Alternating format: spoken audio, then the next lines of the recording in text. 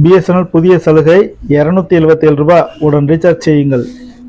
ஆங்கில புத்தாண்டை முன்னிட்டு பிஎஸ்என்எல் நிறுவனம் புதிய சலுகையை அறிவித்துள்ளது. 277 ரூபாய் ரீசார்ஜ் பண்ணீங்க அப்படின்னா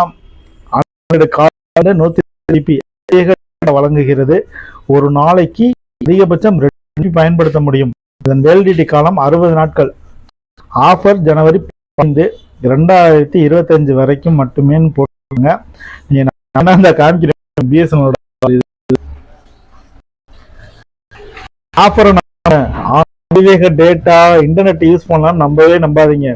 நான் ஏற்கனவே சொன்னதுதான், சும்மா இருக்க மாட்டாம ஜியோவில் தான் வச்சு யூஸ் பண்ணிக்கிட்டு இருந்தோம். இது எதுக்கு தேவையில்லாம கவர்மெண்ட்டுக்கு லாபமா இருக்கட்டுமேனு என்னுடைய பர்சனல் நம்பரை பிஎஸ்என்எலுக்கு மாத்தினேன். பிஎஸ்என்எலுக்கு மாற்றும் போது என்ன ஆச்சு, நேராக கம்பெனிக்கு போய் தான் மாற்றணும். தல்லாவளத்துல தான் இருக்கு ஆபீஸ், வேற எங்கேயும் மாற்ற முடியாது. தல்லாவள ஆபீஸ்ல போய் 1/2 நாள் உட்கார்ந்துருந்து அங்க இருக்க ஒரு ராக்கெட் ஏவ போற மாதிரி டீ குடிக்க தண்ணி குடிக்கன்னு சுத்தி கடைசியில 11:30 தான் எனக்கு அந்த லைனே நான் வந்தேன்.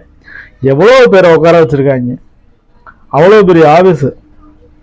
மொத்தமே 10 பேர் கூட வேலை வைக்கல. அதுக்கு அவ்வளவு பெரிய ஆபீஸை பிடிச்சி வச்சு அதுக்கு ஏசியை போட்டு அவ்வளவு லைட்ஸை போட்டு அவ்வளவு பேருக்கு தனியா டேபிள்ஸ் மேனேஜ்மெண்ட் கம்ப்யூட்டர்னு அவ்வளவும் கொடுத்து ஒரு பிரயோஜனமும் கிடையாது. பிஎஸ்என்எலுக்கு மாறதா இருந்தா எனக்கு எவனுமே போனே பண்ணதுன்னு நினைச்சிட்டு பிஎஸ்என்எலுக்கு மாறுங்க. முக்கியமான ஃபோன் கால்ஸ் வர யாருமே பிஎஸ்என்எலுக்குலாம் போயிடாதீங்க. இதனால பஞ்சாயத்தே வந்தாலும் பரவாயில்ல. ஏன்னா நான் கிட்டத்தட்ட 90 நாள் பிஎஸ்என்எல் மாறி வச்சிருந்தேன். ஜியோல இருந்து 50 ரூபா ரீசார்ஜ் குறையுதுன்னு சொல்லிட்டு பிஎஸ்என்எலுக்கு மாறினேன். அதை மாறுறதுக்கு என்னை அலக்கழிப்பு போய் ஆதார் ஜெராக்ஸ் எடுத்துட்டு வா. ஆதார் ஒரிஜினலே கையில இருக்கு சார், ஸ்கேன் பண்ண வேண்டியதானே சார்?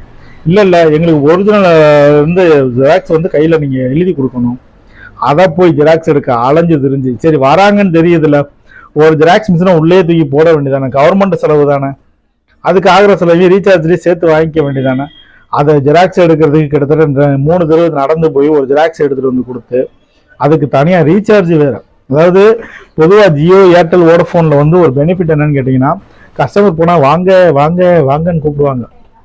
அதுக்கு ஹெட்ஃபோன் கொடுப்பான், ப்ளூடூத் கொடுப்பான். அதுக்கப்புறம் பார்த்தீங்கன்னா சேலையெல்லாம் கொடுத்தான். ஒரு தடவை சேலை கொடுக்குறான், ஒரு தடவை பிளாஸ்க்கு, அப்புறம் பார்த்தீங்கன்னா தவறா குடம், பிளாஸ்டிக் வாளி. எதுக்கு, ஒரு நெட்ஒர்க்ல இருந்து என் நெட்ஒர்க்கு நீங்கள் வந்தீங்க அப்படின்னா ஜியோ கம்பெனியும் வோடஃபோன் கம்பெனியும் ஏர்டெல் கம்பெனியும் போட்டு கஸ்டமர் வர வச்சுக்கிட்டு இருக்காங்க. நம்ம தலைவர் பிஎஸ்என்எல் மட்டும் கால் மேலே கால் போட்டு உட்காந்துக்குவாங்க. அதெல்லாம் பெரிய காமெடி. இப்படியே பார்த்துட்டு இருக்காங்க. என்னதான் பார்ப்பாங்க தெரியாது. திடீர்னு எழுந்திரிச்சு போவாங்க, தண்ணி தெளிக்கும், தண்ணி குடிக்க போவாங்க. தண்ணி குடிச்சு அப்படி ஒரு விட்டு போடுவாங்க. என்ன வீட்டில் விசேஷமா முடிஞ்சா நல்லபடியா அப்படின்னு வாங்க. இவங்க நலம் விசாரிச்சு குசாலம் விசாரிச்சு அதுக்கப்புறம் வந்து அந்த டேபிள் உட்கார 11:30 இதை எந்த ஒரு ஆளுமே இல்லைன்னு சொல்லவே முடியாது. ஏன்னா பிஎஸ்என்எல் ஆஃபீஸ்ன்னு இல்லை, கவர்மெண்ட் ஆஃபீஸ் போனாலே இது நடக்கும். கடைசியில் இந்த அண்ணன் சொல்லி 11:45 வந்து உட்காந்தாரு டேபிளில். பக்கத்தில் இருக்க ஆளு சொல்லிக்கிட்டே இருந்தாரு, சார் இவங்க இப்படிதான் சார் தினமும் பண்றாங்கன்னு. சரி ஓகே, கொடுத்தா ஆதார் கார்டு போய் ஜெராக்ஸ் எடுத்துட்டு வாங்க. ஏன் சார் ஆதார் கார்டு கையில் ஒரிஜினலே இருக்கு, இதில் ஜெராக்ஸ் எதுக்கு சார் வாங்குறீங்க? ஆதார் கார்டே வாங்கக்கூடாதுன்னு சொல்கிறாங்க கவர்மெண்ட் ப்ரூஃப். இல்லை சார் எங்களுக்கு ரூல்ஸ் அதுதான். சரி ஓகே. இதில் இன்னொரு பெரிய பஞ்சாயத்து என்னன்னா, இப்போ என்கிட்ட இதில் ஒரு சிம் கார்டு இருக்குன்னு வச்சுக்கோங்க. இதில் வந்து நான் போர்ட்டு கோடு எடுத்துட்டா இந்த போர்ட்டு கோடை நான் வெறும் விரலில் இப்படி எழுதிட்டு போகிறேன், கையில் வந்து எழுதிட்டு போகிறேன் பேனால. போர்ட் கோடை போட்டு எழுதிட்டு போய் நான் கொடுத்தேன்னா அந்த ஃபோன் நம்பர் மட்டும் கொடுத்து இந்த போர்ட் கோடை காமிச்சா எனக்கு புது சிம்மு அந்த நெட்ஒர்க்லேருந்து கொடுத்துருவோம். அது எந்த நெட்ஒர்க்காக இருந்தாலும் சரி, ஜியோவாக இருக்கட்டும், வோடஃபோனாக இருக்கட்டும், ஏர்டெல்லாக இருக்கட்டும், 3 பேருமே வெறும் போர்ட்டு கோடும் அந்த ஃபோன் நம்பரும் இருந்தால் போதும், நம்ம பேரில் மாற்றிக்கலாம். ஆனால் அந்த பிஎஸ்என்எல் பண்ணால் பார்த்துக்க ஒரு கூத்து, ஃபோனை போய் எடுத்துட்டு வாங்கன்றான். சார் ஃபோனும் வீட்டில் இருக்கு, எமர்ஜென்சிக்கு மாத்திரம் தான் சார் நாங்கள் நேரடியாக வந்திருக்கோம். இப்போ ஃபோனை எடுத்துட்டு வர ஃபோனில் எப்படி சார் வீட்டில் கான்டாக்ட் பண்ணுறது? அவசரத்துக்கு போர்ட் கோடு சேஞ்ச் பண்ணாலுமே கிட்டத்தட்ட 3 days வரைக்கும் இன்கமிங் அதில் இருக்கும். இது எல்லாருக்கும் தெரிஞ்ச விஷயம்தான். ஒரு நெட்ஒர்க்லேருந்து இன்னொரு நெட்ஒர்க் மாறினீங்கன்னா எடுத்த உடனே வந்து இன்கமிங் பார் ஆகாது.